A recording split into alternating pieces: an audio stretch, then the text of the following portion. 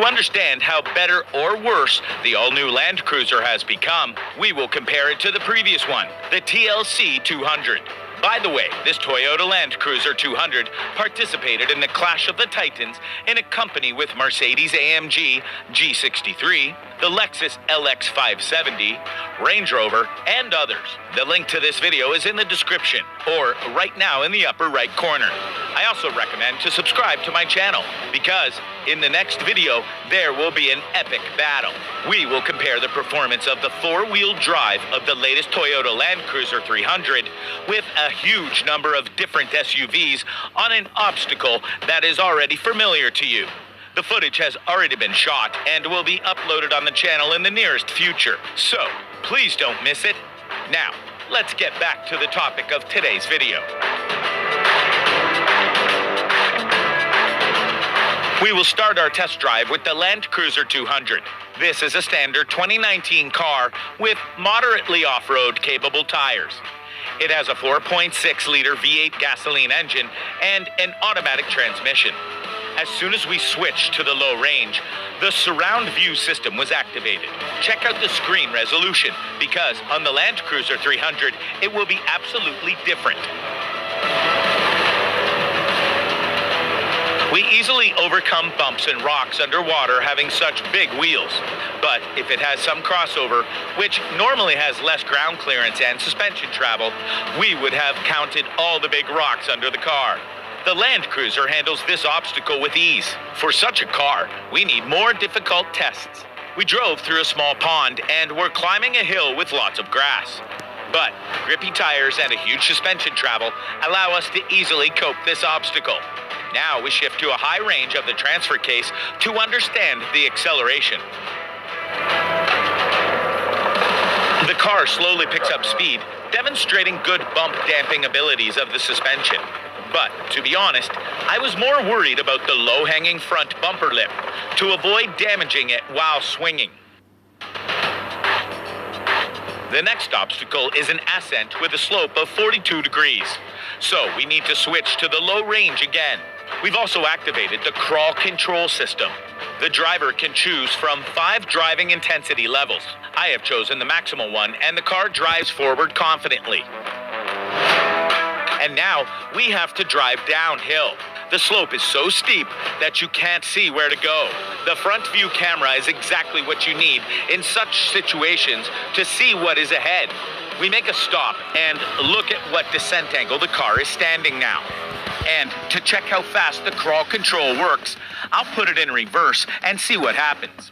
As soon as I let go of the brake pedal, the car slid down a little and only then began to climb uphill. And now, I want you to pay attention to specific sounds of the brake system when descending in the crawl control mode. Effective, but very loud. I wonder if something has changed in this respect in the Land Cruiser 300. Dynamic acceleration again. A large SUV pleasantly rushes on a dirt road. There is not even a hint that the suspension can be hit to the bump stops. Now, we will do all the same, but on the Toyota Land Cruiser 300. It has a 3.5 twin-turbo engine, a 10-speed gearbox, and most likely a new traction control system, plus a limited slip differential on the rear axle. So this car should definitely drive differently. And there are also more off-road capable, non-stock tires. Seems like a little cheating from the Toyota. When put in drive, surround view cameras work up to 20 kilometers an hour. The picture is better, and the wider screen allows you to see more details. An important innovation of the TLC 300 is that the multi-terrain select system works not only in the low range, but also in the high 4 mode of the gearbox. A user can select auto, dirt, sand, mud, or deep snow modes. There is also a rock mode, but it will only become active when the transfer case is in low range. Now we will drive in auto mode, and the car itself will adapt to the driving conditions. Previously, the transparent hood function had to be launched with a separate button, but now the system is activated automatically when the off-road mode is on. Here, we will make a short stop to check how the traction control system works when slipping. But the grippy tires firmly hold on to the ground, and the car easily continues driving. By the way, besides the usual Eco, Comfort, Normal, Sports, Sports Plus modes, there is a custom mode available in the new Land Cruiser. Using it can fine-tune the driving hints of the car for yourself. We reached the next obstacle, and here we just turned off the multi-terrain select with no need for additional activation of the low range, as it was in the previous Land Cruiser, and we selected the mud mode.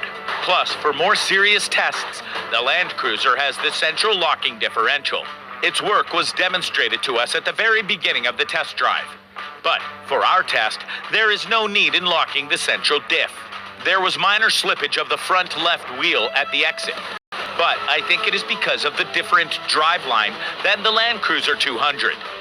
In any case, the traction control system interfered as quickly as possible, and the car kept its speed without getting stuck on this diagonal suspension. Now we activate the Sport Plus mode and press the pedal to the metal. Let me remind you that the Land Cruiser 200 was accelerating quite slowly. So, let's see how the Land Cruiser 300 will perform. Good pickup after 4,000 RPM.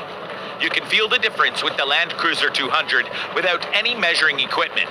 The new steering has gotten better, as now it is a hybrid. It combines hydro and electric power steering. The LC300 definitely handles better both on and off-road. In the meantime, we reach the hill, and it's time to switch to neutral. Activate the low range, put the gearbox back in drive, and activate the crawl control. We choose the maximum speed and start climbing. This system allows you to select a speed from 1.5 to 8 kilometers an hour. Despite the difficult terrain, the Land Cruiser 300 drives confidently to the top. Now, let's check how the crawl control works when descending. When we stopped on a slope and put it in reverse on the Land Cruiser 200, the car rolled down a bit before driving uphill. In the case of the Land Cruiser 300, the car immediately drove in the right direction without kickbacks. And the most interesting thing is how quiet it has become in the cabin when the crawl control is engaging.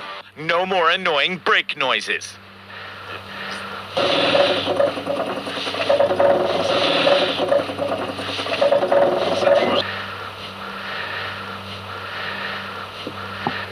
The recipe is very simple. Switch to neutral, activate the low range, transfer the gearbox selector to drive, turn on the crawl control, and that's it. The LC300 turns into an off-road monster. Also, there will be a GSR version available with more off-road suitable bumpers and front locking differential. This is going to be very interesting. Another innovation of the Land Cruiser 300 is the dynamic descent from the mountain. If the crawl control only works up to 8 kilometers an hour, then the DAC allows you to safely descend at speeds up to 30 kilometers an hour. The intensity can be selected by rotating this knob, and the speed is displayed on the instrument panel. But before we proceed, I want to show you the transparent trunk function. To be honest though, I still don't understand when it may become useful. If you have any ideas, please write them in the comments. To return to the camp, I used the Sport S Plus mode. There is a powerful pickup at 4,000 RPMs, and I am pressed into the back of the seat by acceleration.